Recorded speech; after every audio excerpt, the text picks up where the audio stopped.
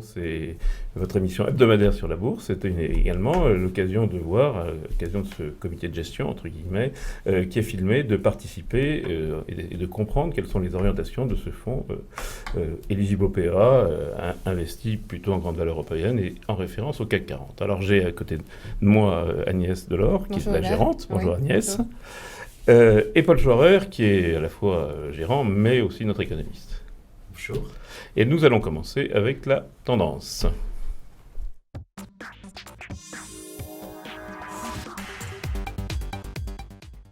Alors tendance, les marchés font pas grand-chose cette semaine. On joue pour le CAC 40, on joue avec le 4009, ce qui est mieux que ce qu'il y a eu en août et ce qui est moins bien que ce qu'il y a eu début août, on va dire. On a fait une très belle remontée depuis. On a fait une très belle remontée. Oui, plus de 15%, donc c'est une très belle remontée. Et sur le mois, on fait pratiquement 9%. Oui, c'est très beau. Oui. Et là, donc cette semaine, c'est stabilisation. Donc moins de volatilité quand même, stabilisation. Un rythme de volatilité moindre. D'ailleurs, on le verra dans les chiffres que l'on a apportés pour la partie météo. Cependant, en fait, moi, ce que je trouve très notable, c'est qu'après une très très belle performance, on a une consolidation qui est plutôt horizontale et pas vraiment de recul. Cette semaine, on fait 0,3 en Allemagne, un peu moins en France. Voilà, on est... Le rebond par rapport au fameux crack du 24 août est très bien stabilisé. Et bon, depuis le début de l'année, CAC non investi, on parlera du CAC réinvesti tout à l'heure, 14% pour le CAC 40, 10% pour le DAX. Alors on peut peut-être regarder ce qu'ont fait les valeurs, parce que au-delà d'une consolidation qui est plus faible, en revanche, les valeurs bougent. Les valeurs bougent beaucoup cette semaine. Alors bon, on va commencer... par les hausses, Agnès ? Oui, alors sur les hausses du CAC 40, on a de très belles hausses, notamment Alcatel qui a fait une très belle hausse cette semaine. Donc Alcatel et Nokia ont publié des résultats Canon. Oui, Canon. Pour ce résumé. Canon, mais c'est surtout, nous on a intégré Alcatel depuis quelques mois dans notre fonds parce qu'on joue la restructuration de cette société, l'arrivée notamment de Nokia et ils ont su capter l'intégration de la 4G et voire bientôt la 5G, donc du coup en réduisant fortement leurs coûts. Donc on a Alcatel, on a Airbus, il faut quand même dire un mot parce qu'Airbus progresse encore ce matin. Donc alors progression de beaux résultats au troisième trimestre et la surprise ça a été surtout la réduction des coûts, notamment sur la 350. C'est-à-dire qu'ils engrangent des commandes, mais on avait peur que plus ils engrangent des commandes, plus les coûts finalement glissaient, et c'est pas le cas finalement. C'est pas le cas. Donc, voilà. donc ça c'est pas mal, bon autrement, l'Air Liquide qui publie... Air Liquide, oui, qui a confirmé une très belle hausse de son bénéfice, mais c'est surtout Air Liquide, c'est notamment le dynamisme des pays émergents. C'est ça. C'était notre crainte. On craignait beaucoup, et finalement... Et du coup, c'est là où ils ont capté une très belle performance grâce à la branche santé. On va aller vers le bas du tableau, les flops. Alors les flops, c'est les deux grandes valeurs du CAC qui font pratiquement 20% de l'indice. Donc c'est Sanofi et Total. C'est Sanofi et Total. Sanofi, notamment, c'est problème sur son produit phare. Qui est la Lantus, le produit diabétique. Oui, diabétique. Donc, où ils ont plus de... ils ont une crainte donc, jusqu'en 2016-2018, notamment. Bon. Et on va y revenir de toute façon, on y reviendra tout à l'heure. Total, donc le pétrole avait monté, le pétrole rebaisse, on a peut-être été un peu trop vite dans un sens, puis dans un autre. Oui, mais c'est sain que ça consolide aussi. Puis on reste toujours dans cet inconnu, notamment de la position de l'OPEP aussi sur sa production. Donc c'est toujours quand même une inconnue. Donc voilà, donc c'est toujours le problème de l'offre et de la demande sur le Brent. On reviendra un peu sur toutes ces-là, puisque ce sont quand même celles qui font aussi l'actualité. Alors Paul, cette semaine, Réserve fédérale, il n'a pas parlé, mais qui a communiqué, ce qui est plutôt mieux que la conférence de presse du mois dernier. On a l'impression qu'il se prenait les pieds dans le tapis complètement, comme Madame Yellen se prenait les pieds dans le tapis. Et le lendemain, ou au même moment, publication du PIB, de la première estimation du PIB. Voilà. Tout à fait. Alors en fait, la semaine dernière, on s'était focalisé sur l'idée que c'était les banques centrales à la manœuvre. C'est un thème qui nous paraît très important. Et M. Draghi a parlé. Et je vous ai amené un graphe Donc la semaine dernière, vous nous avez dit, M. Draghi a parlé, et il a le dollar ne baissera pas contre l'euro, c'était l'avertissement de M. Draghi. Voilà. Et il a très bien réussi son opération, puisque quelque part, il a d'une part eu un effet immédiat sur les marchés qui a tenu après même l'intervention de la Fed, et la Fed a parlé, elle n'a pas parlé, elle a agi, et elle a donné des signes qui sont quand même très intéressants. Le premier signe, c'est de dire, j'envoie un message quand même plutôt de confiance par rapport à l'économie.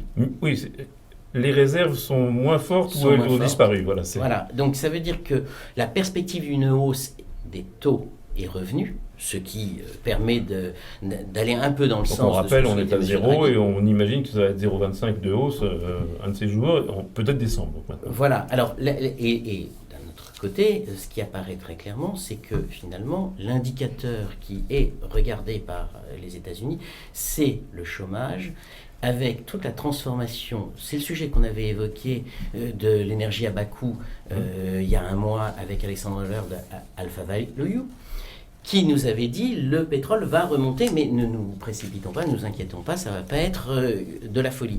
C'est effectivement ce qui se passe et ça induit une accélération de la restructuration de l'économie du schiste qui a été porteur d'emplois aux États-Unis. Cette restructuration est plus brutale, plus importante aujourd'hui. C'est ce qui fait que la Fed avait un peu peur d'un ralentissement plus fort. On imagine que les taux seront remontés plutôt en décembre qu'en janvier ou en février. Et c'est plutôt bien. Voilà. En fait, c'est même plutôt, on se dit, ils vont pouvoir remonter les taux. C'est presque ça ce qui est important. Ils peuvent le faire, donc c'est bon là. Donc là, on a le graphe avec l'euro. Alors justement, cette semaine, l'Allemagne, la zone euro a publié une inflation nulle, l'Allemagne 0,2, la France 0, et une consommation quand même qui a un peu déçu, alors que les publications des entreprises qui spécialisent la consommation avaient un peu rassuré la semaine dernière. Alors moi, j'ai trouvé très intéressant l'IFO. L'IFO, c'est un indicateur avancé typiquement allemand. Et dans cet IFO, on a une baisse du chiffre de l'indice pour la partie présente, de ce qui se passe actuellement. Et on passe de 114 à 112,6. En revanche, pour la partie qui est la partie prospective, on était à 103,3 et on passe à 103,8. Et finalement, en moyenne, sur 3 mois, on continue à avoir une progression. Ce qui veut dire que c'est pas un ralentissement. C'est pas un ralentissement, c'était une inflexion. On est quand même dans des dérivations. Voilà. Et en plus, dans l'IFO, ce qui est indiqué, c'est que la construction va mieux en Allemagne. Donc ce qui est un moteur important. C'est un moteur important d'emploi, d'activité, etc. Alors, dernier point, peut-être que l'événement le plus important de la semaine, c'était le plénum du Parti communiste chinois, puisqu'il devait discuter du 16e plan quinquennal, donc 2016-2021. Oui, le 13e plan quinquennal va prendre effet à partir du 1er janvier, et on connaîtra effectivement les chiffres au mois de mars. On a l'idée qu'ils vont sacrifier les réformes à la croissance quand même. Ils ont une obsession de croissance qu'ils ont quand même affirmée. Ils ont une... Ça, c'est mon sentiment, c'est peut-être pas le vôtre. Moi, je pense que c'est pas nécessairement sacrifier la croissance, puisque ils ont confirmé l'objectif d'une augmentation du doublement du PIB entre 2010 et 2020. Ce qui veut dire un rythme de croissance qui sera plutôt de l'ordre de 6,5%. Et c'est un ralentissement par rapport à celui auquel on était à 7%. À côté de ça, le FMI a redit tout récemment que finalement on serait quand même certainement non point à 6,8 comme il l'avait dit précédemment, mais plutôt à 7. Oui, mais qu'on serait à 6 l'année d'après, c'est un peu plus compliqué. Alors, le graphique que vous nous avez apporté, c'est justement d'abord, la répartition. Non, on va regarder je voudrais revenir sur le yuan. Sur le yuan, parce que le yuan, c'est la monnaie, elle peut s'appeler yuan. C'est aussi un des grands axes de la Chine que de donner à sa monnaie plus de consistance internationale. Et cet été, tout le monde s'est affolé sur une dépréciation du yuan. Alors, j'ai voulu regarder en euros ce que ça donne parce que finalement, on a tout de suite dit ça va être une catastrophe pour l'économie allemande et l'économie européenne si le yuan se déprécie puisqu'ils vont perdre des parts de marché. Eh bien, si on regarde le chiffre, je vous ai amené un graphe, alors c'est la longue période dans le graphe qui est plutôt à gauche en bas, qui fait apparaître que effectivement le yuan s'apprécie tendanciellement contre l'euro.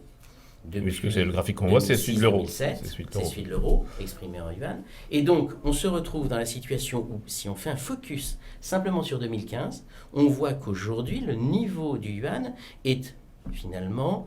il est au-dessus du niveau auquel il était au début de l'année. Oui, et donc, en fait, on est vraiment dans un schéma où il n'y a pas de perte de compétitivité des Des produits Européens. en euros. Oui, des Européens. Voilà. Alors le Ça, PIB, c'est juste important. très rapidement sur le PIB chinois, Oui, donc sur ce fameux rééquilibrage de l'économie chinoise, de l'usine du monde vers des gens qui consommeraient. ma perception, en fait, effectivement, est celle d'une montée en gamme industrielle, mais aussi d'une montée en gamme en matière de consommation. C'est-à-dire que la préoccupation des Chinois, c'est la classe moyenne.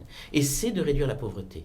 C'est de changer le statut des migrants, de leur donner plus de couverture sociale, c'est donc de libérer de l'épargne, et c'est surtout quelque chose dont on ne prend pas nécessairement assez conscience quand on en parle, c'est qu'aujourd'hui, plus de 50% du PIB est réalisé dans les services et n'est plus réalisé dans l'industrie. Et ça, c'est quelque chose de considérable. C'est une transformation. Moi, je me souviens que quand j'ai appris l'économie, on me disait qu'une économie développée, c'était une économie où les services dominaient l'industrie. Donc voilà, donc c'est votre graphique, juste rapidement. Voilà. Et donc, en fait, ce que j'illustre là, c'est dès 2014, on est quasiment dans la situation où 50%... Sauf que c'est l'endroit où il y a plus de gains de productivité, donc ça prend plus de temps, etc. Donc, Voilà, et c'est pour ça qu'il y a plus de volatilité. voilà. Alors, nous passons à la rubrique tableau de bord.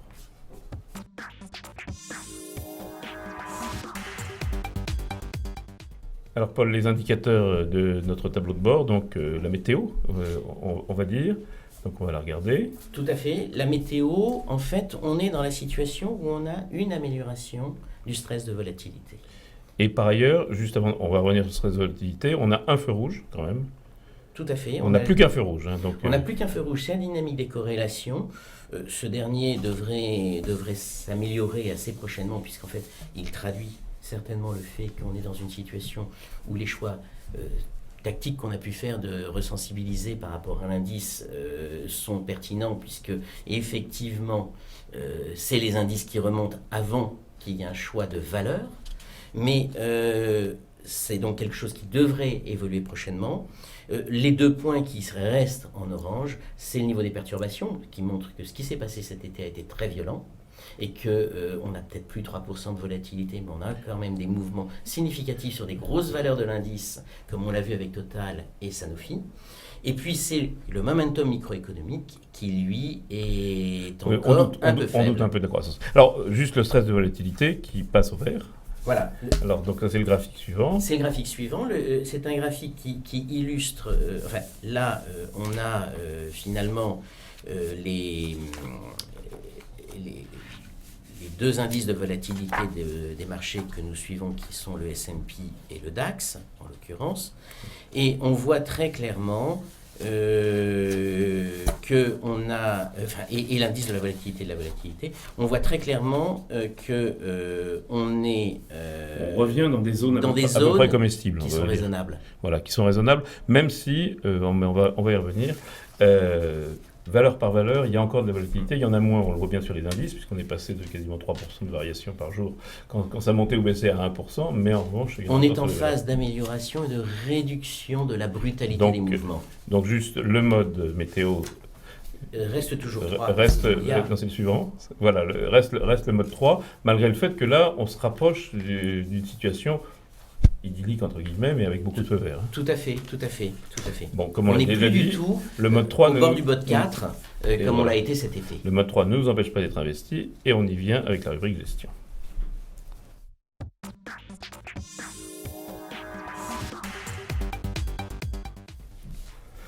Alors, performance du fonds Interaction, hein, qui est donc un fonds PEA, un fonds dont l'indice CAC 40 est la référence. Et donc, on va regarder tout de suite sa variation cette semaine avec Agnès Delors, la gérante pour Acer Finance. Alors, cette semaine, on a légèrement fait mieux que notre indice de référence. Donc disons moins mal. Voilà, moins mal. Donc, on a perdu seulement 0,32 contre 0,77 donc, sur le marché. Du coup, qu'est-ce qui s'est passé cette semaine? C'est vrai que on a eu toute une série de résultats, notamment des sociétés qui ont très bien publié. Donc, on se rend compte quand même qu'il y a un décalage entre le monde de la consommation, donc tout ce qui est auto, donc bien durable, et surtout, par exemple, SEM, qui a publié des là où on super... craignait le pire, ça a été plutôt bien meilleur, et là où on était confiant, ça a été exactement, un peu... ils produisent des résultats devançant les attentes, tandis que le secteur industriel est en train, je dirais, le secteur industriel porte quand même les stigmates des années précédentes, donc sont encore pénalisés. Donc notamment, il y a eu le profit warning de Saint-Gobain, donc qui nous a pénalisés. Oui, qui a pénalisé Saint-Gobain. On disait Saint-Gobain, c'est franco-allemand d'abord, mais c'est aussi américain, et c'était un des thèmes de Paul les dernières semaines. L'Amérique inquiète un peu. Oui, on a eu un coup de frein de la croissance aux États-Unis qui est tombé à 1,50, on l'attendait à 1,6. Du coup, certaines sociétés avec un déstockage. Donc pour Saint-Gobain, le déstockage doit être important, parce qu'effectivement, tous les produits liés à la construction. Oui, donc, et d'autre part, bien sûr, il y a Schneider. Alors Schneider, donc, on en reparlera plus tard, mais je pense que sur ses résultats, elle a annoncé un profit warning, mais le titre a tellement baissé depuis le début de l'année. Oui, tout a un prix. Voilà. Ça, c'est... Je pense que c'est... Donc on va regarder les performances, disons, secteur par secteur ou classe d'actifs par classe d'actifs. Donc la première chose, c'est qu'on est plus investi, on est toujours autant investi. Oui, on a 6% de cash parce qu'on a eu quand même des souscriptions dans notre fonds par la gestion privée. Donc c'est une bonne nouvelle. Du coup, comme on se dit que le marché était à 4900, on pense qu'il peut consolider. Qui a l'air d'être une sorte de pivot. Voilà. Donc c'est pas le moment de se presser. Ouais. Non, exactement. Donc on se rend compte que là où on a gagné, on a fait un peu mieux donc, dans le secteur dans le défensif. Donc notamment, bien sûr, c'est parce qu'on a moins de Sanofi et Sanofi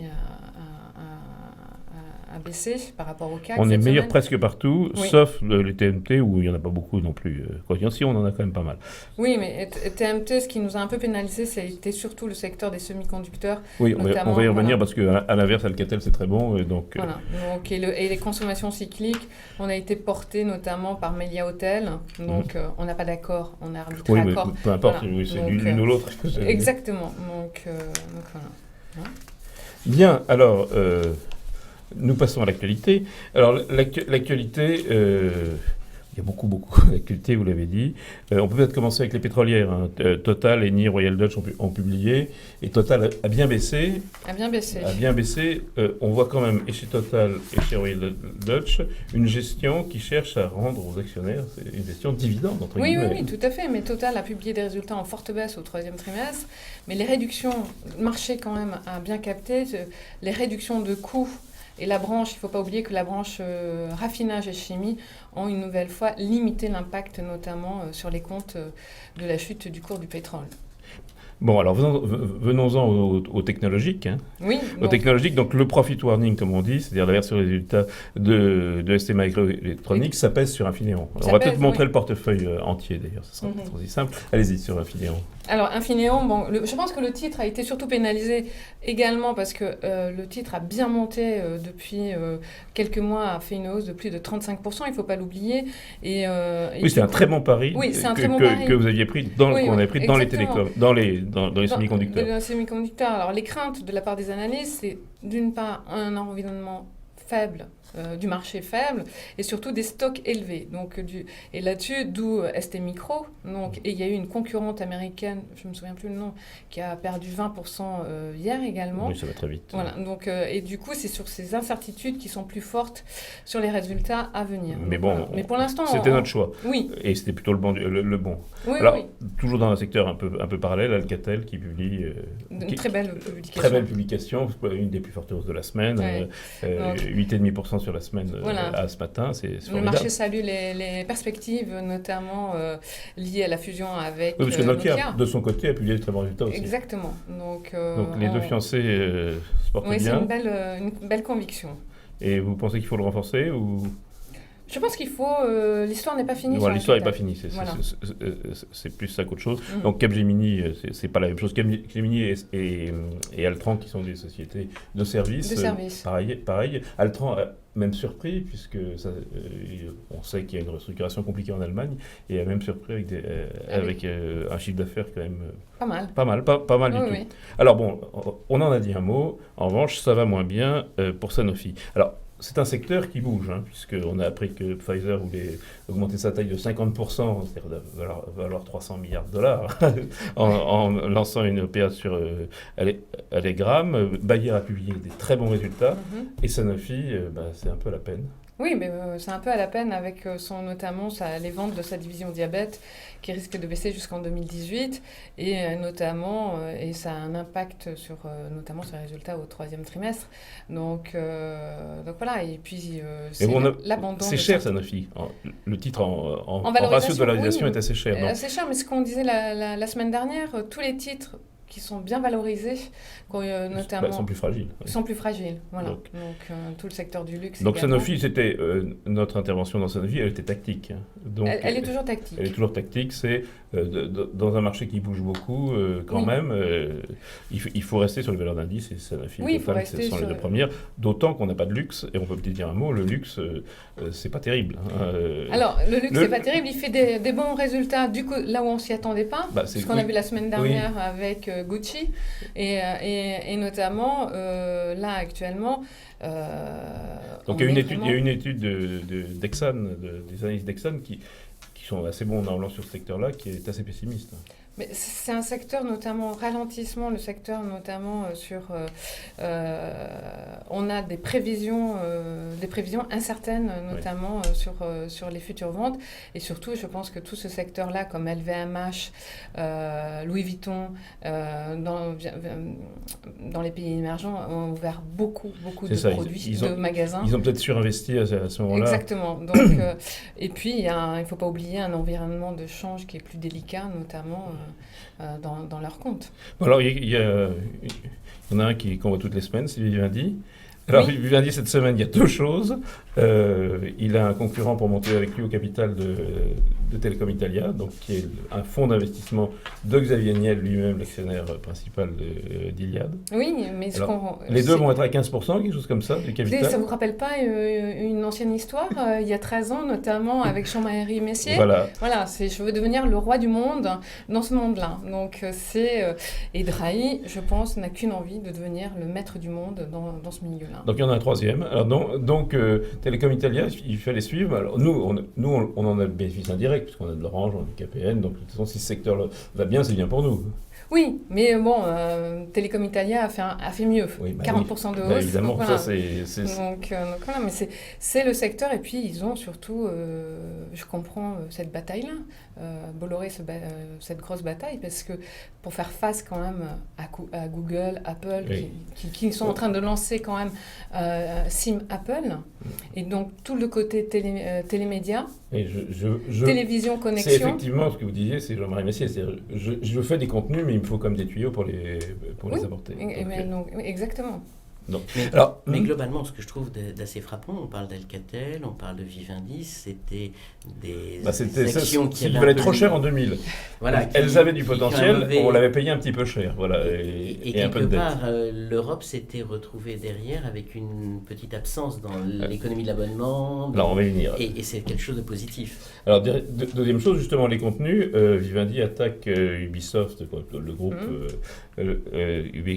Ubisoft et groupe Guillemot, on va dire, avec Gameloft. Il y a un chevalier blanc, sauf qu'il s'appelle BlackRock, donc je ne sais pas s'il est blanc ou noir qui intervient. Il y a une petite bataille boursière, c'est à suivre. Également, c'est toujours la même bataille qu'on est en train de vivre. C'est celle des contenus, là. Voilà. En l'occurrence, c'est les jeux, c'est les jeux vidéo. Oui, c'est les médias, la télévision, par le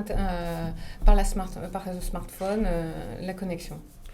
Bien. C'est la concentration de toute manière. C'est la concentration. Alors on a dit un mot, les avertissements sur les résultats de Saint-Gobain, la déception de Schneider, tout ça. Vous me disiez tout à l'heure, Schneider, tout a un prix. Nous, on avait fait le choix de Legrand, qui était le bon choix. Hein. Oui. Dans le fond Interaction. Une belle histoire, tranquille. On a fait le choix de Legrand, qui était moins allemand, moins chinois. Un peu plus américaine. Un peu plus américaine, donc c'était le bon choix. Mais aujourd'hui, vous me dites, peut-être tout a un prix. Schneider, oui, donc... tout a un prix. Je pense que Schneider a lancé un nouvel avertissement sur ses résultats. Et ça a monté.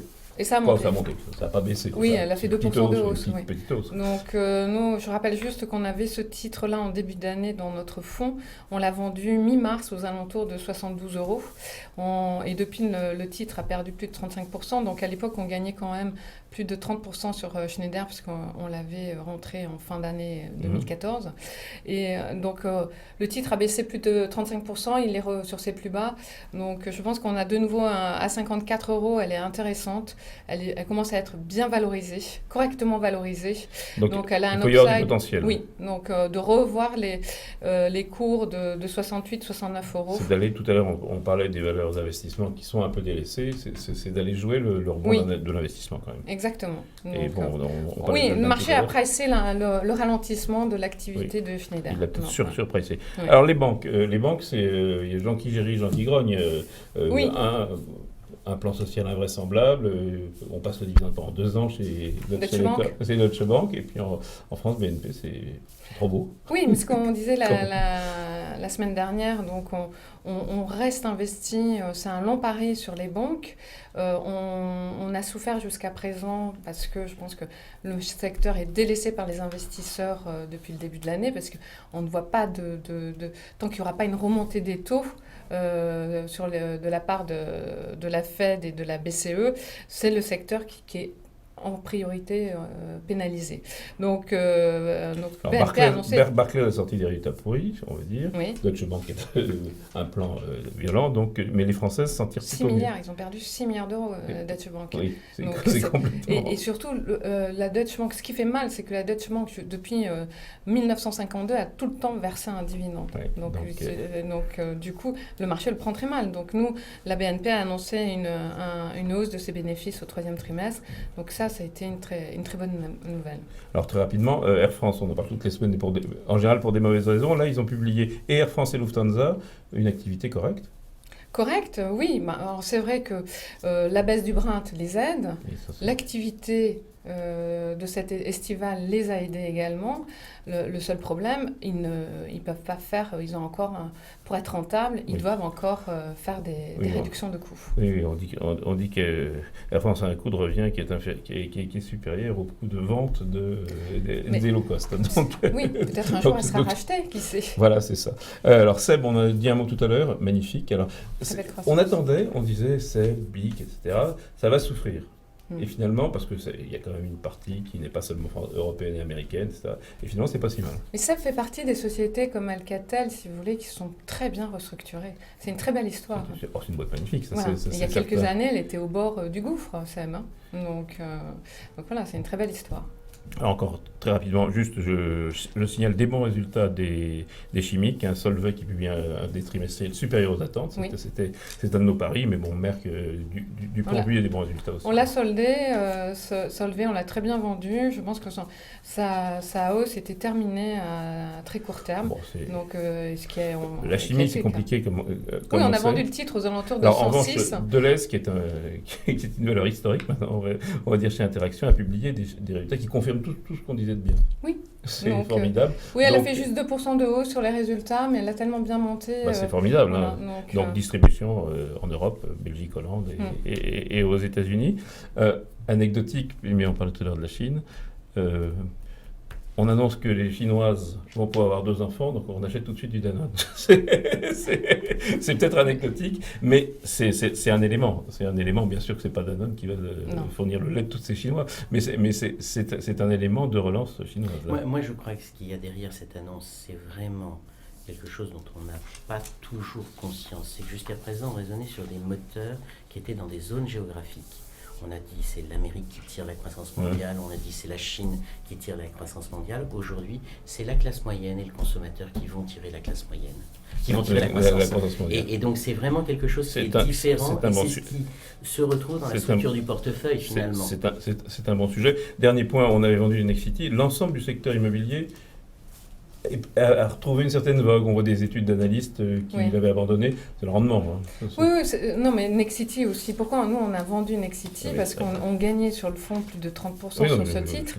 Mais ça ne veut pas dire qu'on est négatif sur le secteur. Au contraire, puisque vous connaissez bien notre fonds, on a une conviction forte sur ce secteur-là. Donc Nous allons passer à la gestion. L'application.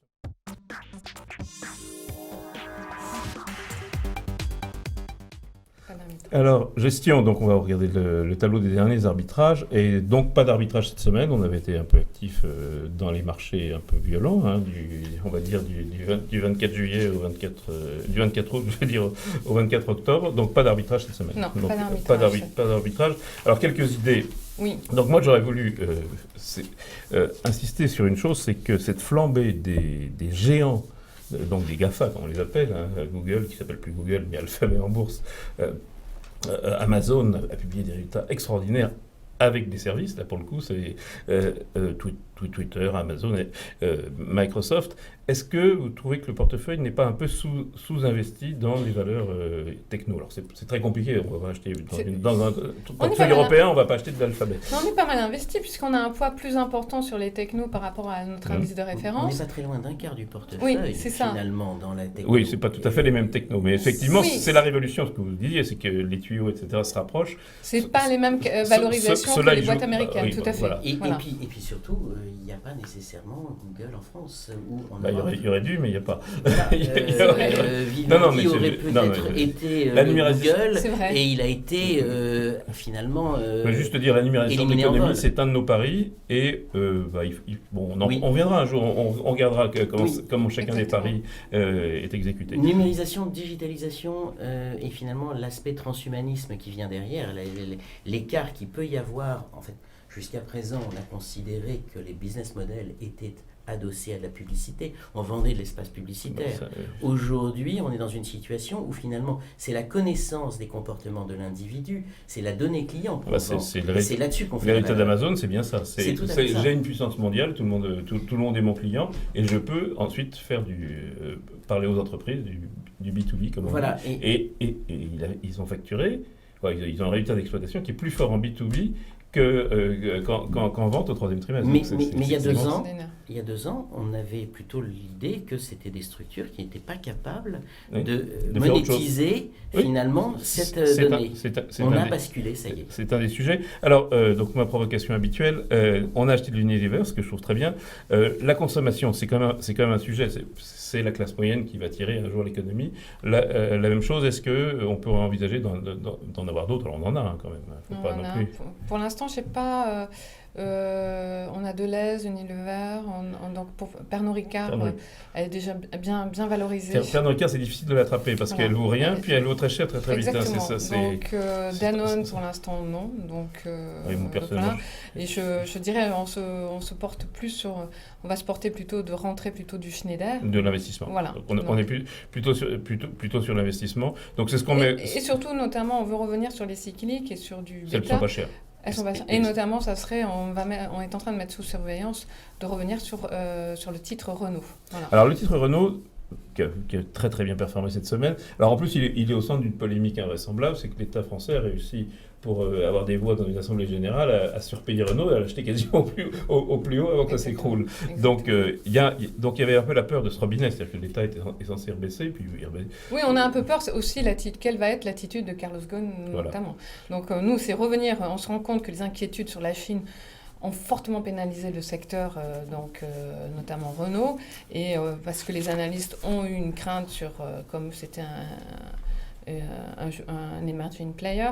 Donc voilà, donc il ne faut pas oublier que Renault a réussi à baisser ses coûts, ses coûts fixes en Europe, et il bénéficie surtout du développement, du partage des plateformes avec Nissan. Donc sur son chiffre d'affaires que Renault vient de publier ce matin, donc c'est au-dessus des attentes du consensus, donc ça c'est une très bonne chose. Il ne faut pas oublier que Renault se traite notamment avec une légère décote par rapport à son secteur, et notamment les résultats aussi du groupe sur les 18 mois rassurent au sujet de l'exposition des pays, face aux pays émergents. Donc pas d'arbitrage cette semaine, mais mise sous surveillance positive, on va dire, de Renault et de Schneider. Voilà, mais je pense que je pense qu'on va commencer à acheter du Schneider. On va commencer à acheter du Schneider dans la semaine. Voilà. Ce sera le mot de la fin. Rendez-vous la semaine prochaine pour savoir si on a pu les avoir à un bon prix. Rendez-vous la semaine prochaine donc.